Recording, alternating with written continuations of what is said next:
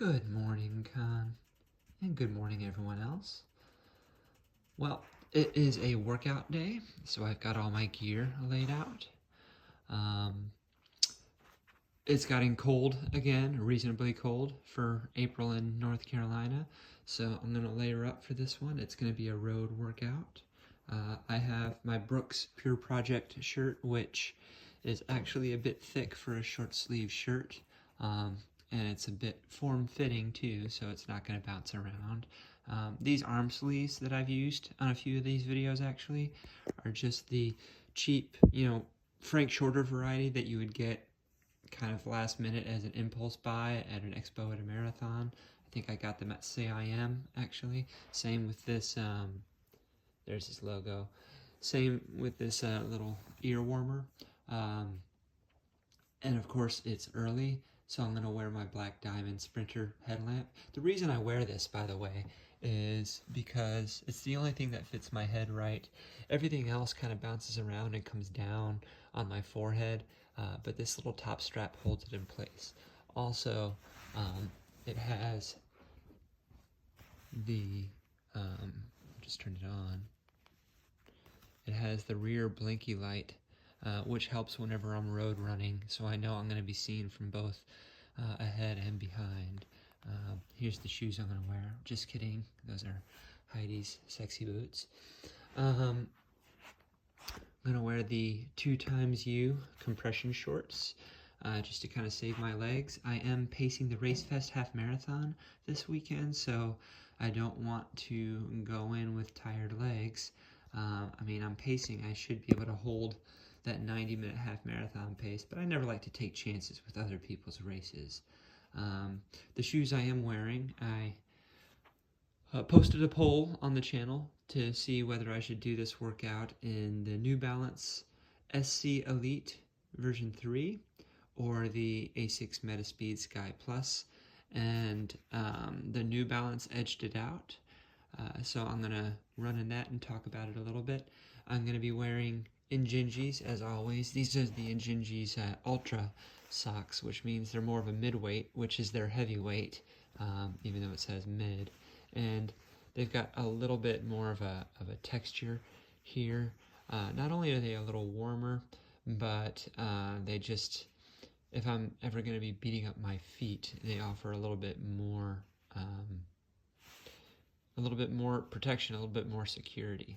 And like I said, once you go Injinji, you never go back. At least that's how it was for me. I'll probably talk a little bit more about these shoes. I've had every version of this shoe, and I like them. I like them all for different reasons. And yeah, they are a racer that I will train in rather than just keep for race day. I'll also talk about that a little bit after the workout. But yeah, we're gonna take this guy on a walk and then talk about the workout that we're doing today. And here it is, the evolution of the New Balance SC Elite line. Even though it was not always called that until recently. This is the New Balance RC Elite V1. And this, when it came out, was pretty much kind of my favorite shoe. Everyone was still trying to catch up, literally, with Nike, because the Nike Vaporfly had already become pretty popular at that point. I remember when I got my first pair of these, it was the bright green pair, and it was in the middle of high COVID. So what races there were kind of like those wave start, or maybe just a couple people at a time. I remember my first race in that pair was a 10K that I won, a pretty hilly 10K, and I took it on a half marathon a few weeks later where I didn't get a PR, but I did pretty well against the field. This was a shoe that I could run fast in, and I could do long runs in. It felt really soft, but I also felt a good bounce to it. I liked the outsole, the nubby outsole. On the left shoe of this pair, I've already started losing a few of these nubs here. This is my third pair, and I've had it in the closet for a while because I wanted to save it. The RC Elite V2 felt like just a beefier version of this one. softer probably is the better word, because I don't think it's that much heavier. It might not be heavier at all, but I felt like it was more of a long run shoe that I could, you know, pick up the pace, and it's still a little bit dirty on the bottom there. You can see the plate there. I know that the reason they changed the outsole was because they wanted to release it in time, and I guess these nubs, the machinery they had for these nubs wasn't ready for release, so they went with more of a flat rubber outsole. This I used at Grandfather Mountain. Had my best Grandfather Mountain time with this shoe. Beat my previous time by almost 4 minutes, and I've used it to pace a few marathons, so I know I can run for a long time in this and be pretty comfortable, even at a pretty decent pace. I don't think I would reach for it for an A race though. I'm not even sure I would reach for it for a workout unless it's like a long run that had some pace in it, but I do love to run in it. For the same reason I like to run in the Super Comp Trainer.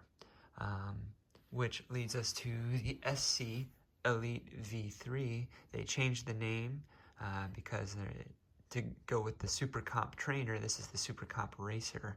But they kept the V3, so they kept the number in the lineup. And if I should probably get the Super Comp Trainer. Hold on just a second. So yeah, here's the Super Comp Trainer. And you can tell why they kind of marketed these shoes together. This is a big, thick 47 millimeter midsole in the heel, and they've got this huge channel here so that you can see the Energy Arc plate and the little padding on the plate there. Then when you look at the geometry of this shoe, I mean, this is a pretty thick shoe. It gets up to that 39 millimeter, barely race legal height in the heel, which is a thick shoe. But then when you put it up against the training one, it looks pretty svelte actually. But yeah, they made these part of the same line. Still got the big channel in the middle to save weight, and you can see the Energy Arc plate and that little padding there to keep it from getting all scratched up when you do bottom out. I don't know that I bottom out in this shoe though. And they still have the flat rubber outsole and just the high abrasion areas. I do like fuel cell foam, which is a supercritical EVA, I believe. I'm not sure whether it's nitrogen or carbon dioxide or a combination that they inject into here to make it supercritical. But it is a very bouncy, responsive foam. Not really as responsive as PIBA, but it certainly will last longer. And it's certainly a foam that I can train in and do workouts in. So a lot of shoes I really like to run in, like the Revel line, the Revel V3, and both of these shoes make use of that fuel cell foam. So even though it's not PIBA based like the Vaporfly and the Endorphin Pro and some of the other super shoes out there, I think it's a great foam. This upper, people are hit or miss with this upper. Is it comfortable? Yes. Does it have its flaws? Yes. I know other reviewers have talked about, you know, this lacing system being kind of a liability, where if these come undone here, then it pretty much makes it useless. Hasn't happened to me, but after hearing that, I've been careful about it. I kind of like the knit upper, the one-piece upper. I like the New York Marathon logo there. On this shoe, there is a little bit of an abrasion spot underneath here where the lacing system is sewed onto the upper on the inside, so I can't really get a video of it. It has bothered the top of my foot on a couple of runs. I think I'm past the point where that's bothering me. Sometimes I'll just some shoes, I just do that. I get hot spots in certain places, and if I put a little extra glide on my feet, or maybe even a Band-Aid over that one spot, then it's a non-issue. So I like the shoes enough to deal with that, whether it's wearing a Band-Aid or whether it's wearing some Glide. So I will get a lot of use out of these, and I've taken them on hill repeats. I've taken them on a long run that had some fast finish, but today's workout is going to have a little bit more varied paces. Not really in the high speed like 5K paces, but certainly where I'm going to be putting some hard miles on these shoes. Right, so the Big Mac, that's the workout I'm doing today, and it's going to be 1 mile at half marathon pace, 2 miles at marathon pace, then 1 mile at half marathon pace, 2 miles at marathon pace, and finally another mile at half marathon pace. Why Big Mac, do you ask? Because Big Macs always have 3 pieces of bread. They have the top bread, the bottom bread, and the middle bread, and those are the half marathon miles. And then the filling, the meat or the toppings or whatever, are kind of what go between those pieces, those 3 pieces of bread. So those are the marathon miles. That's just kind of the image I had in my mind when I designed this workout a couple of years ago. And I don't even like Big Macs. I don't even like hamburgers. But yeah, that's where the name came from. It's going to be a pretty substantial day because with a couple miles warm up and a couple miles cool down, it's going to be 11 to 12 miles or 75 to 80 minutes. Why am I doing a marathon specific workout? This is usually a workout that I would do, 2.5 weeks before a marathon. Well, a couple reasons. One, I'm not running a marathon, but Derek is running a marathon in a couple weeks, Glass City Marathon, and I think he would have appreciated some company on this workout, so I'm going to do it with him. And 2, I did more of a speed-based workout last week with the metric ladder, so I wanted something that was a little bit closer to threshold, between threshold and marathon effort, just to kind of vary it up a little bit. Also, those speed intervals kind of left my legs pretty beat up, so something at more of a steady state pace I thought would be good today. Wish this guy could come with me, but he's really not a good runner. He's, he really likes to lounge around all day. This will be kind of the highlight of his day, probably, is getting out in the crisp morning. I'll take him out for a little walk later. But yeah, that's the Big Mac workout, and I'll bring the phone out. It's going to be dark out, so I don't know how much good film I'm going to get, but we'll see if we can get some miles at pace with you. Stay up. Good boy. One more. Right, sit. Sit. Good boy. Alright, Derek and I are warming up right now. It's currently 38 degrees and no wind, which I think is perfect running weather. But of course it's tights weather for him. Yep, both comfortable. So we'll start into the pace piece in a little while.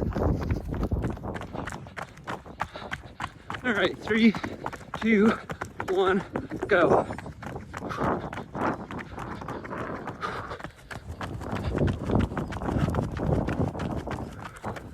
So we came off the first hot mile right around 6 flat, between 6 flat and 605, which is goal. We're in the MP section now, pacing right around 6:15, 6:20. That'll probably slow down a little bit, hopefully.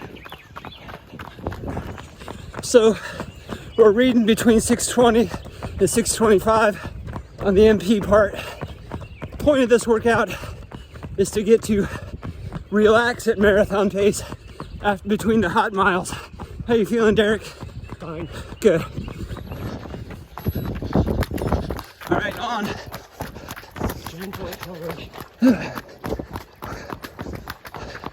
See how we can navigate this.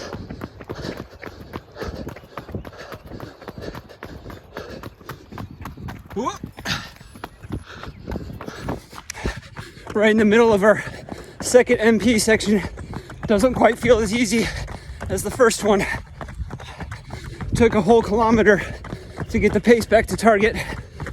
Uphill. Yeah, well, still, felt it. 2 miles left in the workout. About ready to start the last hot mile. Any second now.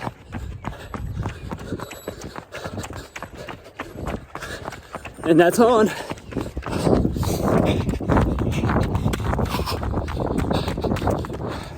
Last hot mile, 5:55 for me. Did you see yours? No. Derek was a couple seconds faster. I think he was pulling away. Of course, our watches read differently, so we should go by his because it says we're. Is it taper? It says we're faster. All right. So about 2.5 miles back to the cars. All right. 12 1/3 miles in about 84-minute run time. 2 2/3 miles warm up. The first hot mile, half marathon effort mile, was 6:04. Then the 2 miles of marathon pace we did in 12:46, so that's 6:23 pace. Next hot mile was 6:02. It felt harder than that.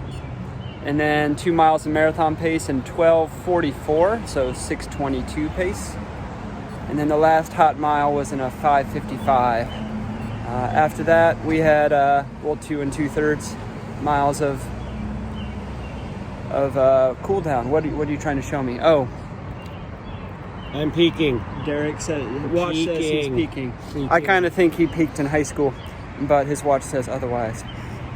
Anyway, good workout, good one to have behind us. These shoes really do look good in the daylight with this New York colorway here. So they felt really good on the workout. Like I said, it's not a Piva foam, the fuel cell, but it really is reboundy. It's just firm enough to give a good response, but forgiving enough that I can put some long hard miles on it. I think the way they have it tuned to work with this Energy Arc, what they're calling their carbon plate, it is really good. Especially with the 4mm drop, just kind of suits me more than previous iterations of the shoe. I mean, I'm fine with an 8mm drop or a 10mm drop or whatever it was before, but with this kind of geometry and that kind of rocker, it just seems to roll really well with me. I have the same feeling with the Hoka Rocket X2. That's a 5mm drop that just has a nice early stage rocker to it.